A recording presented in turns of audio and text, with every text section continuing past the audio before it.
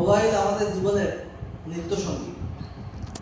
কয়েক minute mobile হাতে না থাকলে যেন মনে হয় সব কিছু অচল হয়ে গেছে। কারণ মোবাইল থেকে আমরা Facebook, Gmail, Google, WhatsApp, YouTube সবই তো করি, এবং জিপেও থাকে, সেখান থেকে আমরা মানি ট্রানজ্যাকশন করি। যাই হোক, এই আমার মোবাইল হারিয়ে যায় যখন আমি হলদিয়া রানীচক থেকে বাসে উঠছিলাম। সেই সময় আমার পকেট থেকে মোবাইলটা বের করে নেয় 13ই আগস্ট 2025, যেটা বুধবার ছিল। সেদিন আমার বেশ মনে আছে। আর সত্যি আমি ডিপ্রেসড হয়ে গেছিলাম যে মোবাইলে অনেক ইম্পর্টেন্ট ইনফরমেশন আমার ছিল। এই মোবাইল যদি হারিয়ে যায় তাহলে কিভাবে সেটা রিকভার করা যেতে পারে, তার একটা ইনিশিয়েটিভ আপনাদের কি দিতে হবে সেটা আমি কিন্তু বলবো। আশা করি ভিডিওটি ইনফরমেটিভ হবে। Please share our videos to your friends, family members and loved ones. I eagerly anticipate your positive response shortly. By the way, let us get to the main point. তাহলে মোবাইল যেখান থেকে হারাবে তার নিকটবর্তী police স্টেশনে আপনাদের কিন্তু GD করতে হবে। আর সেই জিডির একটা কপি দেবে, সেখানে জিডি নাম্বার লেখা থাকবে।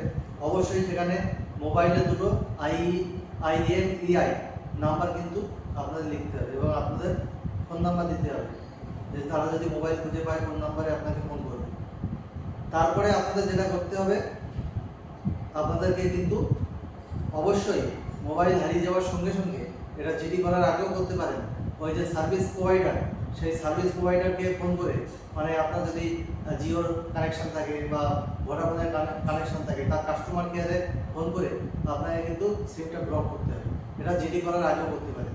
আর জিডি করার পরে যেটা করতে হবে সেটা হচ্ছে সেন্ট্রালে একটা গুড ইনিশিয়েটিভ আমি বলবো, CIR পোর্টাল। এটাকে সঞ্চার সাথী পোর্টালও বলে। CIR মানে হচ্ছে সেন্ট্রাল আইডেন্টিটি ইকুইপমেন্ট রেজিস্টার।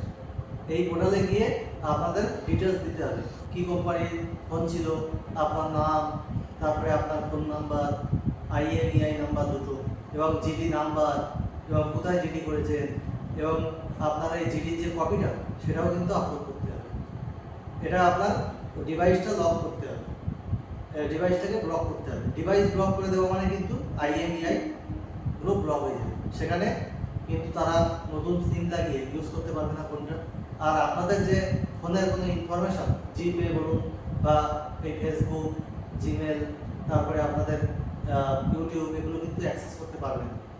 খুব লিমিটেড কিছু জিনিস হয়তো করতে পারে, কিন্তু এটা আমার জানা নেই ঠিক, কিন্তু বেশিরভাগ জিনিসই কিন্তু অ্যাক্সেস করতে পারবে না, কারণ ডিভাইসটা কিন্তু আনইউজেবল হয়েছে। তারপরে আপনাদের কি করতে হবে, আপনারা এবার একটা রেফারেন্স নাম্বার সেখান থেকে দেবে, একটা ফোন নাম্বার থেকে আপনাদের এটা রেজিস্টার করতে হবে, যে কোনো একটা ফোন নাম্বার দিয়ে। ওই আপনার যদি ওই সিমটাই যদি কমপ্লেন করার পরে আবার নেন, তাহলে ওই সিম নাম্বার থেকেই আপনি করতে পারেন। আপনার কাছে একটা ওটিপি আসবে, ওটিপি যখন দেবেন ভ্যালিডেট হবে, তখন আপনার ইমেলে কিন্তু একটা রেফারেন্স নাম্বার আসবে। ওই রেফারেন্স নাম্বার দিয়ে আপনি কিন্তু ট্র্যাক করতে পারবেন CIR পোর্টালে থ্রু দিয়ে, যে আপনার ফোনটা কখন কেউ ইউজ করার চেষ্টা করছে সেটা আপনি দেখতে পাবেন, এবং কোন লোকেশন থেকে সেটাও কিন্তু ওই CIR পোর্টাল থেকে থানায় ওরা পাঠিয়ে দেবে, যেই যখনই অ্যাক্সেস করার চেষ্টা করবে।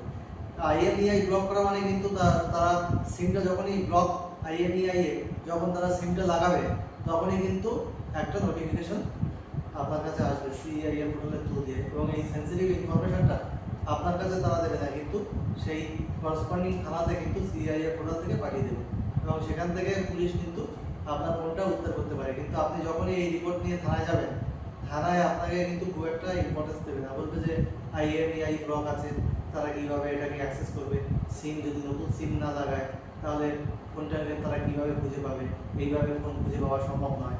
আপনি আবার সেই রিপোর্ট জানাতে পারেন থানায় থেকে, আপনি কী বলবো, আপনি CIR পোর্টালের যে ইমেল ID আছে, সাপোর্ট সিস্টেম আছে, ওরা তো শুধু সাপোর্ট দেয়, ওরা কিন্তু রিকভারি করবে না। আপনাকে সেই CIR পোর্টালে মেল করতে হবে, তখন ওরা বলে দেবে। আমাকে যেমন বলেছিল হাই অথরিটির সঙ্গে কন্ট্যাক্ট করতে, SP আমার সিটি, তাহলে আমি SPর সঙ্গে কন্ট্যাক্ট করেছিলাম, এবং সাইবার ক্রাইম যে অফিস সেখানেও আমি কন্ট্যাক্ট করেছিলাম। কন্ট্যাক্ট করার পরে 6 মাস পরে 26শে ফেব্রুয়ারি 2026, সেদিনও বুধবার, ফোনটা কিন্তু আমি রিকভার করতে পারি। কারণ আমাকে ওই সিএমজি সেল থেকে পূর্ব মেদিনীপুরে আমাকে হারিয়েছিল, তাই পূর্ব মেদিনীপুরের যে নিমতৌড়ি ওদের যে সাইবার ক্রাইম সেল আছে তার সিএমজি সেল থেকে আমাকে কিন্তু ফোনটা ওরা রিটার্ন করেছে। তাহলে আপনারা যদি লেগে থাকেন এইভাবে সিআইআর পোর্টালে গিয়ে যদি আপনারা ব্লক করতে পারেন জিডি করার পরে, তাহলে কিন্তু ফোন পাওয়ার পসিবিলিটি অনেকটাই থেকে যায়। এই ভিডিওটি আমি আশা করি আপনাদের জন্য ইনফরমেটিভ হবে। আর আপনাদের যদি কোনো কোশ্চেন থাকে এই বিষয়ে আমাকে মেসেজ বক্সে করতে পারেন, আমি আনসার দিয়ে দিই। আজ এখানে শেষ করছি, আবার এরকম ইনফরমেটিভ ভিডিও নিয়ে